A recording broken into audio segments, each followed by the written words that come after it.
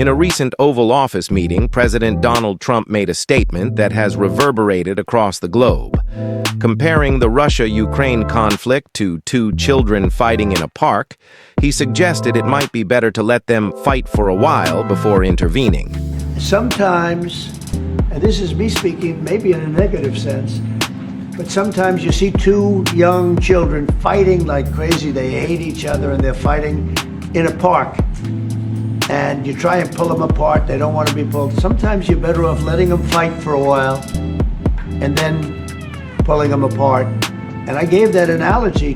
This analogy has sparked intense debate about its implications for Europe, Russia, Ukraine, and the broader international community.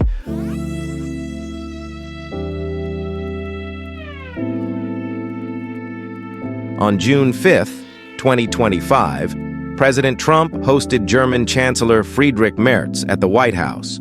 The meeting covered various topics, including the ongoing conflict in Ukraine. Merz emphasized the importance of U.S. involvement in resolving the crisis, urging Trump to apply pressure on Russia to end the war.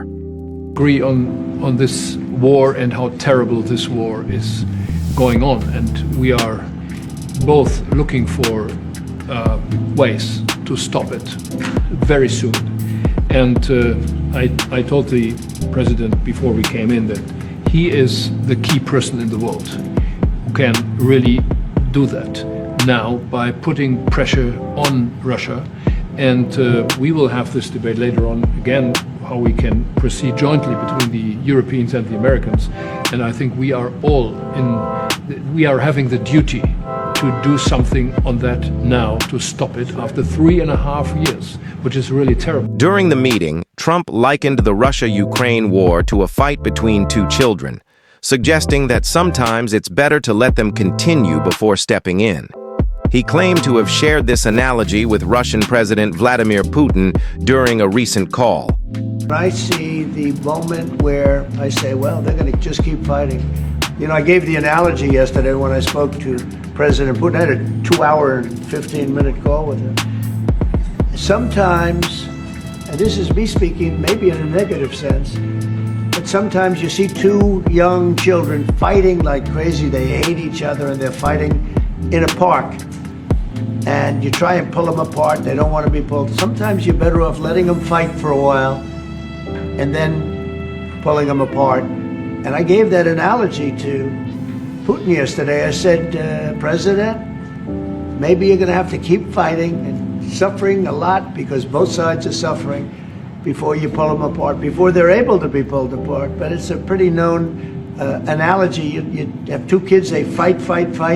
Sometimes you let them fight for a little while. You see it in hockey, you see it in sports. The referees let them go for a couple of seconds, let them go for a little while before you pull them apart. And maybe, and I said it, and maybe that's a negative because we're saying go, but a lot of bad blood. There's some bad blood between the two. I have to deal with it, and the chancellor has to deal with it. Trump's remarks were met with criticism. Ukrainian President Volodymyr Zelenskyy condemned the comparison, emphasizing the grave reality of the war and the suffering of the Ukrainian people. This is not a playground. It's a battlefield where lives are lost every day. The Kremlin also responded, with spokesperson Dmitry Peskov stating that the war is an existential issue for Russia, far beyond a simple playground scuffle. Trump's statement suggests a shift towards a more neutral stance, potentially signaling a reduction in U.S. involvement. For Ukraine, this could mean decreased support and increased pressure to negotiate. For Russia, it might be perceived as an opportunity to strengthen its position without immediate U.S. intervention.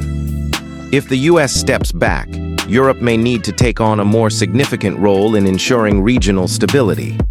This could lead to a re-evaluation of NATO's strategies and Europe's defense policies. The international community faces a complex situation. Balancing the desire for peace with the realities on the ground requires careful diplomacy and strategic planning. As the world watches, the decisions made by leaders will shape the future of international relations and the lives of millions.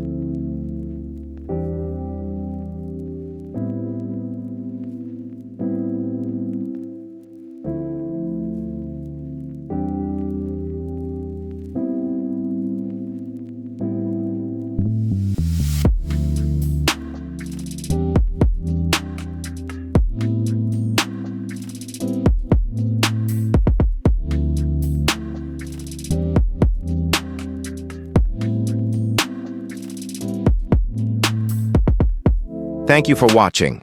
Don't forget to like, share, and subscribe for more in-depth analyses on global affairs.